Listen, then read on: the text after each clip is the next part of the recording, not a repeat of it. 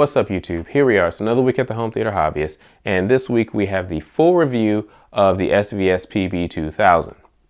Now I know many of you want to see my comparison between the SVS and the Subaru Search VTF-2 sub, and I'm going to do it, but I felt like I really wanted to get the PB-2000 full review done complete so you can get my impressions of it by itself, then we're going to do the comparison. So let's get to that full review. This is the SVS PB-2000.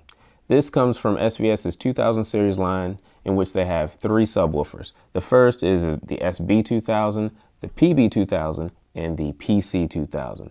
PB stands for ported box, and this has a front firing port that's 4 inches, a 12-inch driver, a sledge 500 watt continuous with 1100 watts of peak power.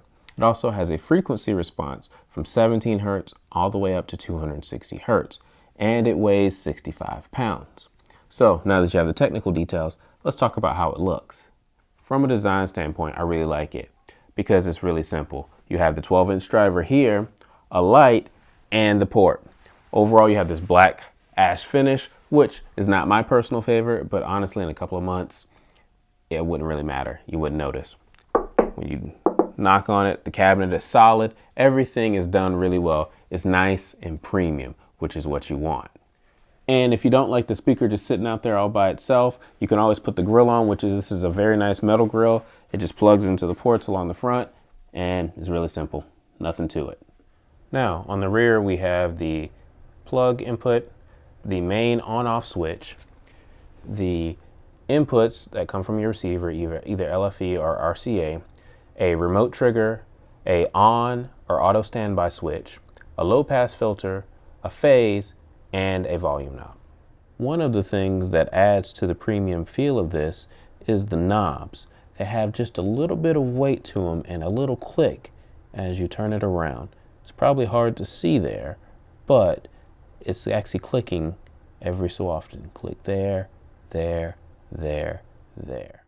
Okay, so we've talked about the technical aspects of this subwoofer and we've talked about the design, but you do not buy a subwoofer like this because you like the way it looks. You buy it because you want great low frequency effects in your room. So let's talk about sound. Now, the first thing I did for sound was I put this subwoofer in my main seating position where I sit when I watch movies, and I put on some demo material and I crawled around the room until I found the place where the subwoofer sounded the best. That's known as the subwoofer crawl. I unhooked it, put the subwoofer in that spot that I found for my subwoofer crawl, and ran my receiver's auto calibration in my main listening position so I can tune it in to my system for my room. And I did a few other tweaks after that, and then I started playing demo material. And what did I think? Well, I loved it. It sounded great. It was funny because one of the things that I noticed right off the bat was just how it pressurized the room, because all of a sudden I started hearing drywall and stuff around my room like creaking and popping a little bit. And in the subwoofer, it wasn't boomy. There wasn't like a muddy bass sound. It was actually really clear, concise, and it sounded really good. And like I said, I love the sound pressure of it. It was great. And so everything that SVS that I've heard about the subwoofer delivered. It delivered on the SVS legendary sound, I guess you could say. And so I really, really enjoyed it, but you don't have to take my word for it. Let's listen to some sound tests and you can tell me what you think.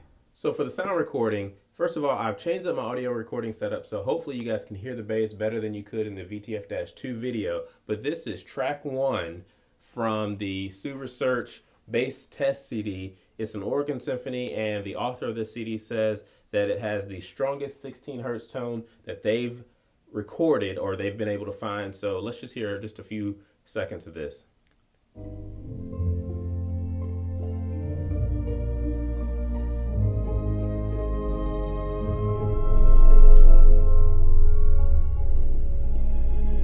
It's not coming through as well as I would hope over audio, but you can really see just how much the speaker is moving while we listen to this track.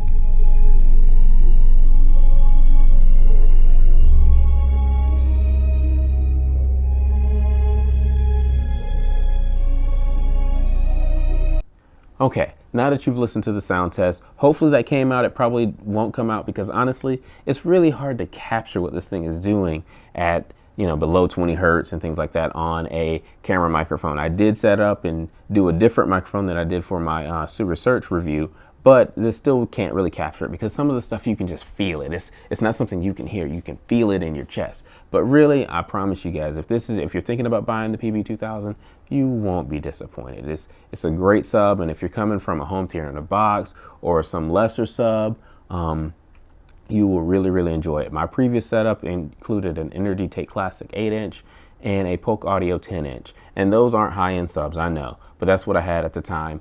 And this thing just blew them out of the water. I mean, there was no comparison. So if you're coming from something like that, you're really gonna enjoy it. So do I recommend it? I highly recommend it. So thank you guys for watching. This was a fun video, fun review. Thank you guys for everything that you're saying in the comment section. Keep it coming. Like, subscribe, and check out some of the other videos on my channel. We'll see you next time.